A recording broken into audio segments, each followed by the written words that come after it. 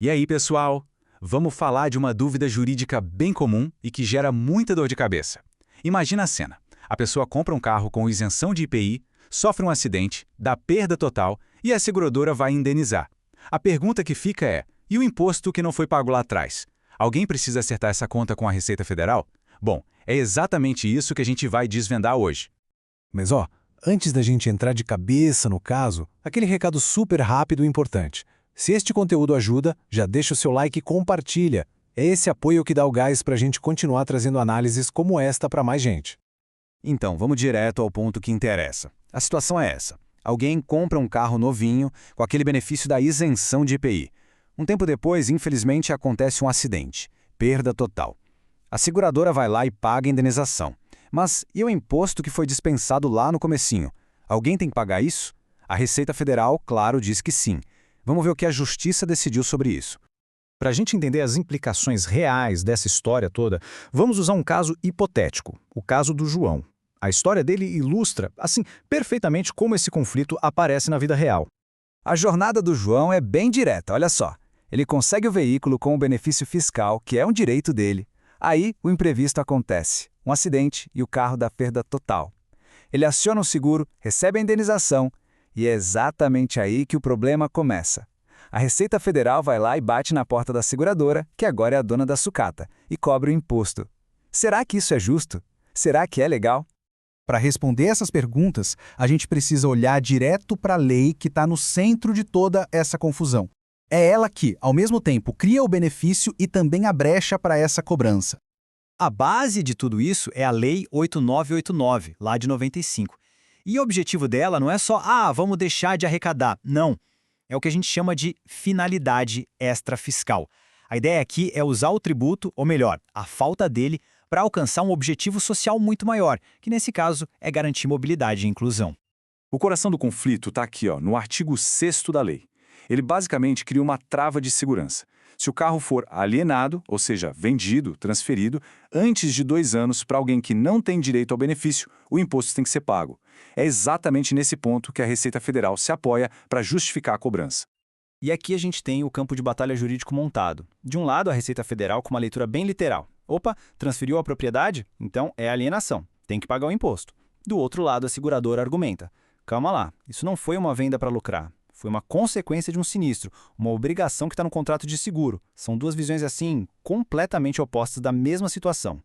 Bom, com esses dois argumentos tão diferentes na mesa, a questão acabou subindo. Foi parar lá na mais alta corte que decide esses temas no país, o Superior Tribunal de Justiça, o STJ. E a decisão deles, claro, acaba definindo o rumo para todos os casos parecidos.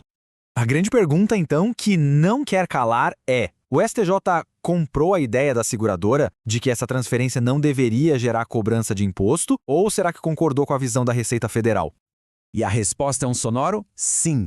O STJ bateu o martelo e firmou o entendimento de que a seguradora não tem que pagar o IPI nesse caso. Foi uma vitória muito importante para as seguradoras e, claro, indiretamente para os segurados também. Tá, mas por que o STJ decidiu desse jeito? Entender a lógica, os argumentos por trás dessa decisão é, sem dúvida, a parte mais importante de tudo isso. O primeiro pilar da decisão é aquele conceito que a gente já falou, a finalidade extrafiscal. O STJ entendeu que a regra do artigo 6º existe para evitar fraude, sabe? Para impedir que alguém compre um carro como um descontão e revenda logo em seguida para lucrar em cima. A regra não foi feita para punir quem sofreu um acidente. Isso leva a gente direto para o segundo conceito-chave. A alienação precisa ser voluntária, com a intenção de lucrar. Quando o João transfere a sucata para a seguradora, ele não está fazendo uma escolha de vender. Ele está cumprindo uma obrigação do contrato para poder receber a indenização a que ele tem direito. Não tem voluntariedade, não tem busca por lucro.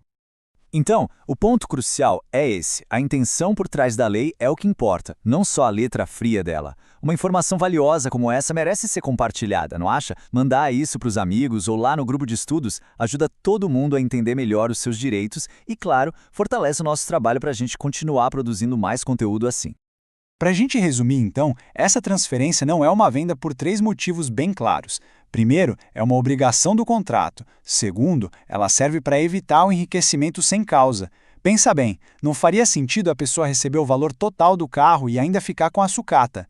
E terceiro, e talvez o mais importante, falta o elemento da vontade, da intenção de vender.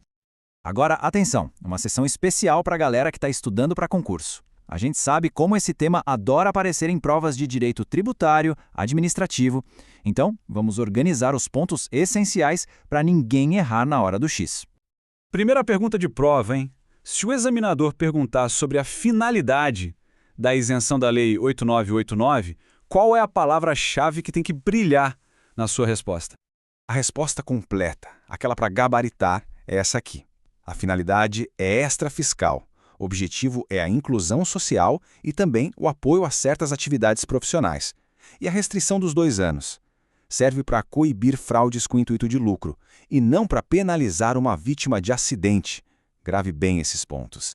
Segunda pergunta clássica de concurso. Por que a transferência do que sobrou do carro, chamado salvado, para a seguradora, não se encaixa naquele conceito de alienação lá do artigo 6º? A resposta aqui tem que ser na ponta da língua. Primeiro, falta voluntariedade. É uma obrigação do contrato. Segundo, não há dolo, não há intenção de lucrar com o benefício.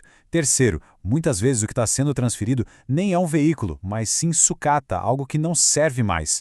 E por fim, tudo isso acontece com base na boa-fé, que é um princípio fundamental dos contratos de seguro. E para fechar com chave de ouro, a gente traz a conclusão do próprio STJ, que resume tudo isso de forma perfeita. A transferência do veículo acidentado para a seguradora, como condição para receber a indenização, não é aquela alienação que a lei quis proibir. E, portanto, a isenção do IPI está mantida. Fim de papo.